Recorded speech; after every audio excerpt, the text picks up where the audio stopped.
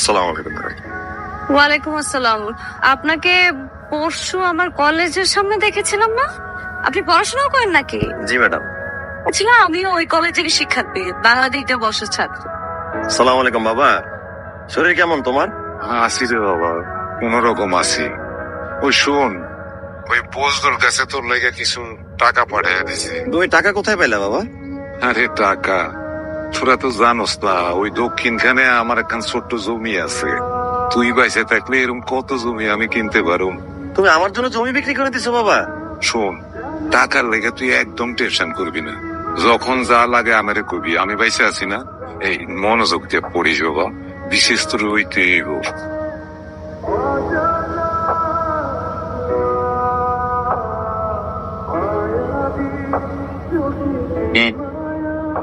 তাওরিনের জন্য একজন টিচার ঠিক করেছি। শুনেছি উনি খুব ভালো পড়ায়।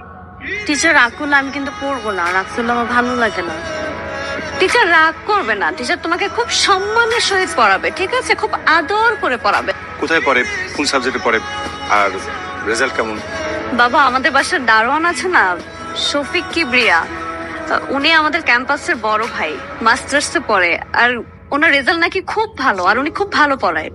কিন্তু তোমার লোকে কি বলবে? বাসার দারুণ হবে আমাদের টিচার। বাবা, দারোয়ান বলে কি হয়েছে, মানুষ তো। মানুষ, কিন্তু দারোয়ান তো। দারোয়ান কিন্তু মানুষ। বাবা, তুমি চিন্তা করো না, উনি খুব ভালো পড়ায়, আমি শুনেছি। দেখ মা, তোদের দুজনকে নিয়ে আমি টেনশন করবো না তো কে করবে? আচ্ছা তোরা বস, কথা বল, আমি একটু ভিতর থেকে আসি। হ্যাঁ, শুনছিস তো বাবা কি বলছে, রেজাল্ট কিন্তু অনেক ভালো করতে হবে। Number 1, you should write the email address carefully. Number 2, just write the subject of your email. না স্যার, আমি বুঝতে পারছি। আচ্ছা স্যার, একটা কথা শুনবেন। বলো। আমার আপু না ইংরেজিতে খুব দুর্বল, আপুকে একটু ইংরেজি পড়াবেন। আচ্ছা, তুমি এখন পড়ো, তোমার আপুরটা পরে দেবে। আমিও খোঁজ নিয়ে দেখলাম উনি খুব ভালো একজন টিচার, আর তোকে খুব মন দিয়ে পড়াবে। আমাকে মন দিয়ে পড়বে নাকি তুই মন দিয়ে দেখবি? আপনাকে একটা কথা বলার ছিল, যে কথাটা বলার জন্য 1.5 বছর যাবত অপেক্ষা করেছি, সেটা পরেই বলি। বুঝলো ভাই, কি এমন গোপন কথা যে আমার টাকা লাগলো? তুই একটা দারোয়ান, তোর বাপ এখনো মানুষের জমি নিয়ে বর্গা চাষ করে। এই বিল্ডিং এর ফ্ল্যাটের মালিকের মেয়ের সাথে যাও তুমি শপিং করবেন না? পয়সাটা কত বড়, একটা ডিগ্রি পাসলে আর তুই বিসিএস এ টিকছিস। 14 গ্রামে এরকম একজন আছে নাই? এই জায়গা তুই বিসিএস এ টিকছিস, তোর বাবার কথা ভাবছিস, তোর মার কথা ভাবছিস, একজনের কি গ্রামবাসীর কথা ভাবছিস? এখন যদি তোর কোনো ক্ষতি হয়, এটা দায়বার কার? কার দায়বার কার? তুমি কোনো চিন্তা করে না বুঝলো ভাই, আমি এই বাসা ছেড়ে চলে যাবো। তোমার চোখের সামনে কখনো করতে চাই না, বুঝলো ভাই। বাহ, অপরাধ করছিস না? চলে তো যাবি, যা চলে যা। তোর চোখ যেদিক যায় তুই চলে যা। তোর যে লক্ষ্য, এই লক্ষ্যতে কোনো জায়গায় শরীরটা শোনা দেখ। তোর দিকে কিন্তু মেলা মানুষ, আমাদের পুরা গ্রামের লোক টাকা রয়েছে তোর দিক। যে স্বপ্ন নিয়ে ঢাকা আইছিলি, ওই স্বপ্ন ঠিক করিস। 18 তারিখ আমার বিয়ে।